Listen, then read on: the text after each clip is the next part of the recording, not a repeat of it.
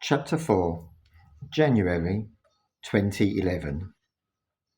Before driving home, we indulged, as was our way in those first few months, in coffee and cake.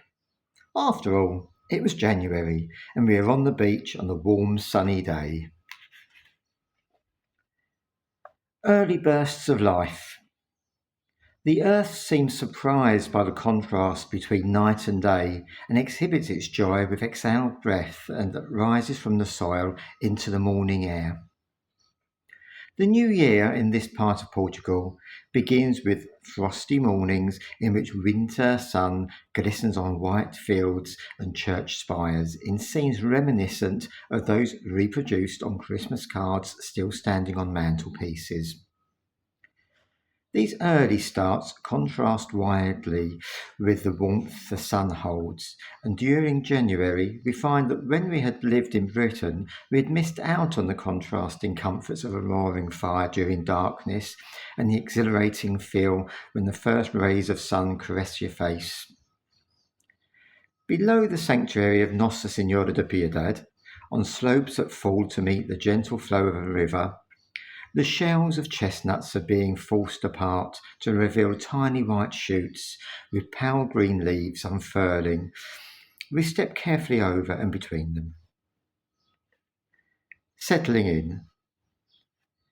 If there was a lull during the year, it was from Christmas until the middle of February. However, I do not intend to imply that we put our feet up and took things easy for a few weeks. This was simply the time we began to make a home rather than making the place livable. After the Christmas decorations were packed away, we started to look at our house with eyes and minds that could interpret more clearly what they were seeing. And we saw tasks that would take time but cost little, such as oiling the hinges of the kitchen cupboards, which I had done immediately. The small can of 3-in-1 had arrived with the furniture. And it was during this time that Stephen and I eagerly started to plan his music room.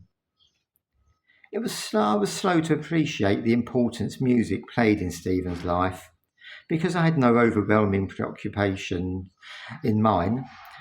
I love reading, and I certainly had books I wished to keep on the shelves, but missing from them were just as many titles that by that time were somewhere else.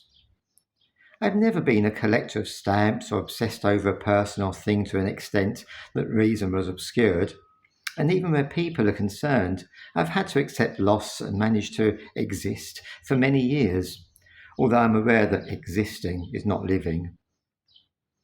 Perhaps as I began to appreciate Stephen, so too I realised how important music was to him. And when the piano and organ had been delivered safe and sound, my relief was primarily because they were needed to provide some income until I could settle into teaching.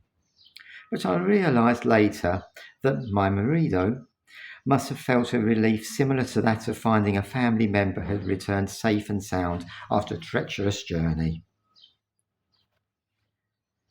All the rooms in our house displayed unique characters over the year, and while some, such as the dining area, lived up to or exceeded expectations, the dedicated space in which Stephen could immerse himself in his music disappointed him and grew to be somewhere he resented being as the chill of the concrete and tiles lingered even when temperatures climbed outside. In that January, however, as we fitted the small room on the first floor with shelves and a work surface and arranged the 2 instruments within it, all looked promising, and our expectations were tangible. With a space to work in, Stephen started to sort through containers and attempted to find homes for the items he would have immediate use for. Only a little time was needed for him to realise that the one shelf we had mounted on the wall would not be sufficient for the files of music scores and arrangements he had compiled over the years, and he would need a set of drawers to aid the organisation. I too was in need of a chest of drawers, or a desk to tidy away the letters I regularly receive from friends and the stationery used to reply to them.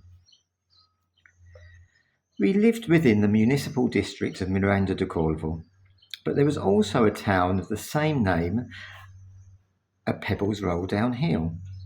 And although we had nowhere to buy things in our village, the town had shops, banks, a post office, solicitors, doctors, dentists and the vets, cafes and restaurants, a cinema, a train station, a football club and community hall, the weekly market and a yearly exposition.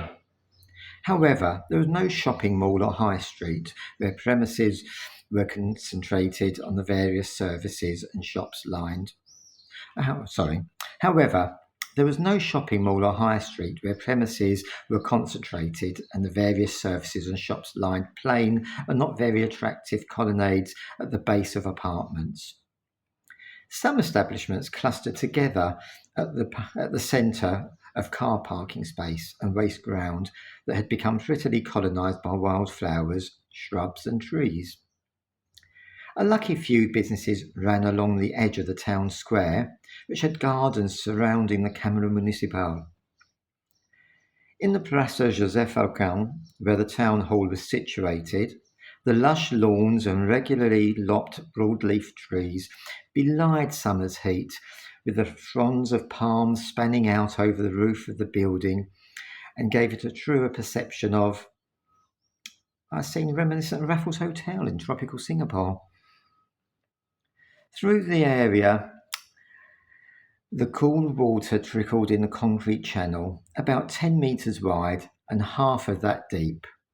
The river, having carved its course through mud, stone and weeds before being tamed to chaperone a sheltered walkway made from stout wooden posts supporting the heavy drooping March blooms of purple wisteria. The town of Miranda de Corvo is beautiful and has character. But when we were new to the area, we found it easier to purchase many of the things we wanted in the city of Coimbra, a short journey away by car. Tomar and the Knights Templar. Bright January weather established itself, and with it our bodies forgot the weariness the previous months had exacted upon them. We had cleared the garden of things left behind by the builders, but now we could look on it with an eye on what we wanted from and believed we could do with the space. We have brought a small greenhouse with us from the UK. It was one of those that had a frame made of hollow metal tubes slotted together, over which a tough plastic cover slips. At only 1 metre wide and slightly less in height, we imagined it would still be large enough to arouse some peas, beans, tomatoes and basil from the slumber in the beds of peat where we had sown them. General garden plans included cutting down the 2 trees which, although having provided support to tie a makeshift washing line, still held less than fond memories. Writing this now, I believe that in time we may have liked those neglected residents of our garden and have helped them regain their dignity. But the apple tree that had begun its relationship with us on a bad note, after we had visited the house in September and found the fallen fruit rotting on the ground and home to hundreds of flies which bothered us continuously in the heat, which this part of Portugal was still enjoying. And the mandarin was just in the wrong place at the wrong time. Ivy was another one of those things that may have been desirable in the right location, but such as covering a grey concrete wall. But in our garden it encroached so far inwards that the whitewashed stone was quite a few centimetres behind it, and the terracotta tiles atop the wall were now invisible beneath a tightly woven canopy of green.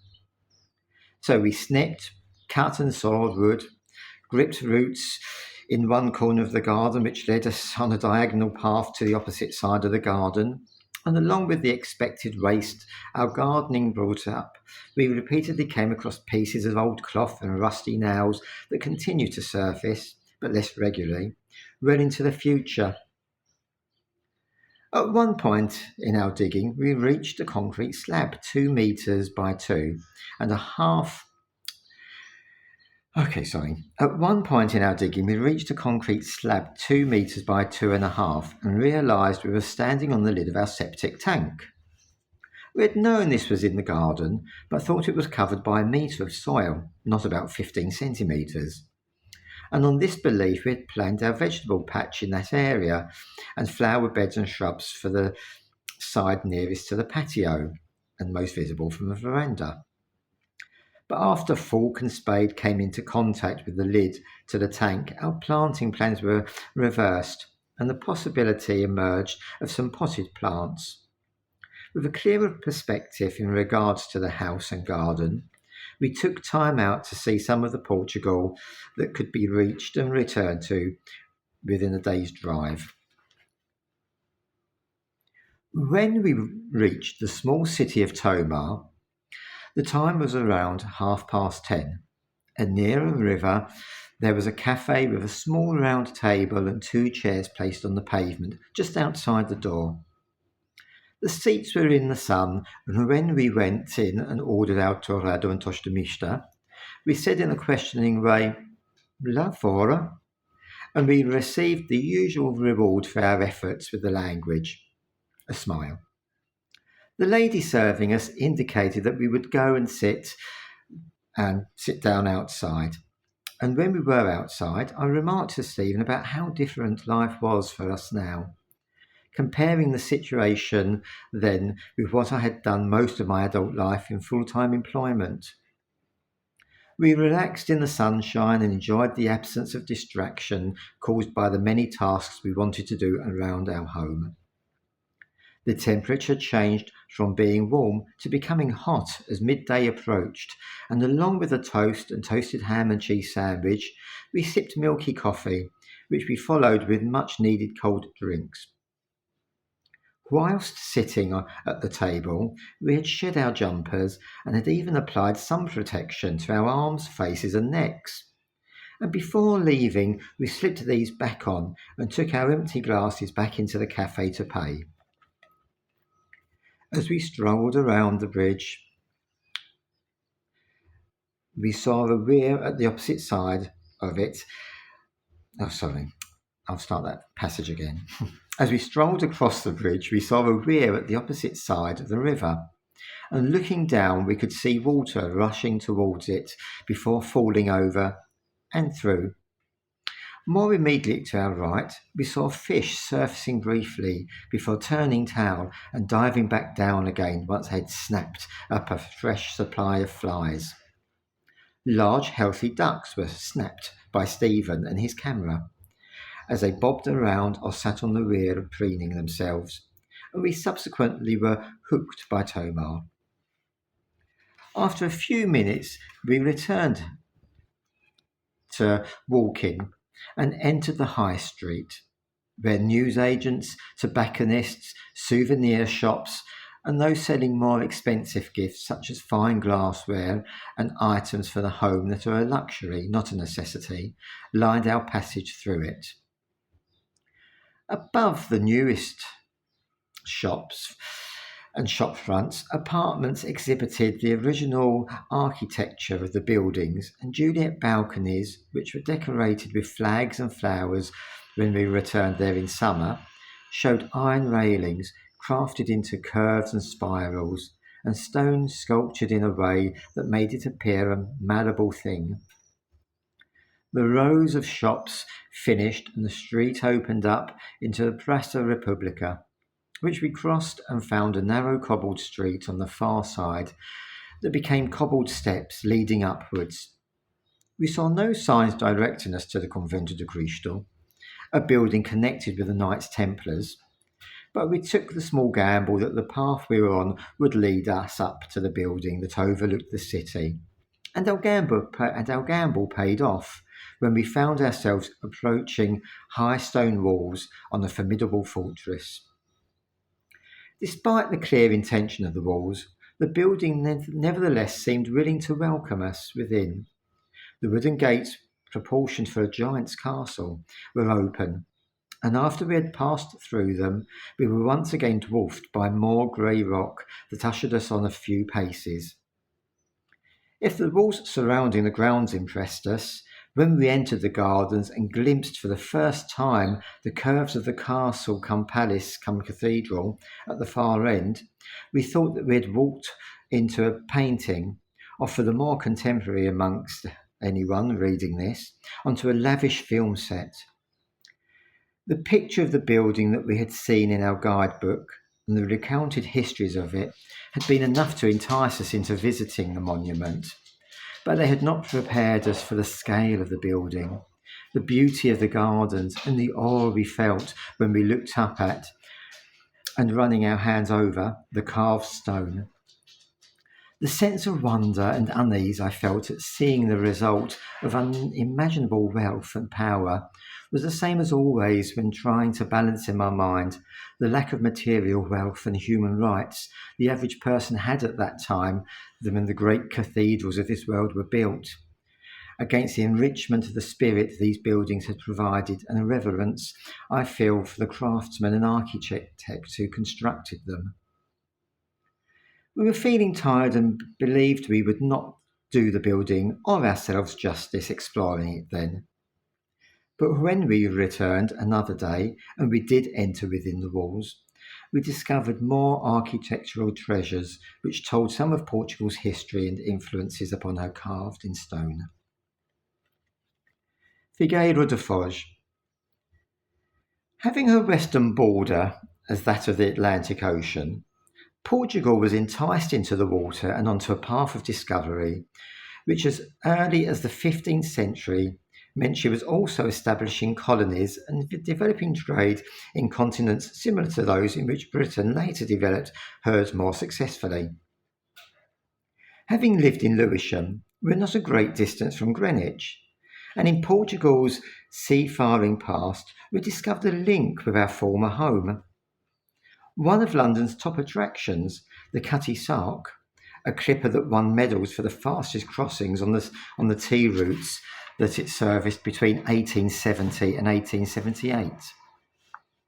Although the ship now rests in southeast London, before retiring there, it served 27 years under the Portuguese flag as a merchant ship that navigated between Portugal and her African colonies, as well as Brazil, the United States of America, and the United Kingdom. Stephen generally had time away from his music towards the end of the week, and on one of these mornings, when the sun had begun its descent down the mountains but not yet reached our house, we dressed in our coats, scarves, and gloves and drove to the coast.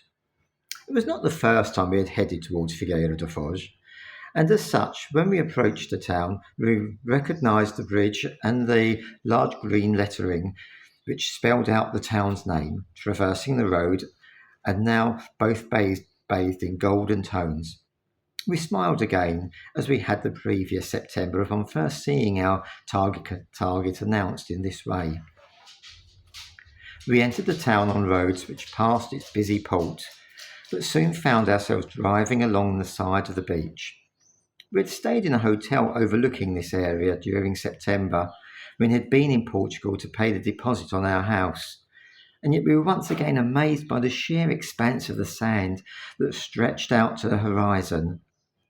We looked for a place to stop, and because there were no parking restrictions along that stretch of the road, we parked almost immediately. I unpacked the bag which contained towels to sit on and the books we were reading at the time.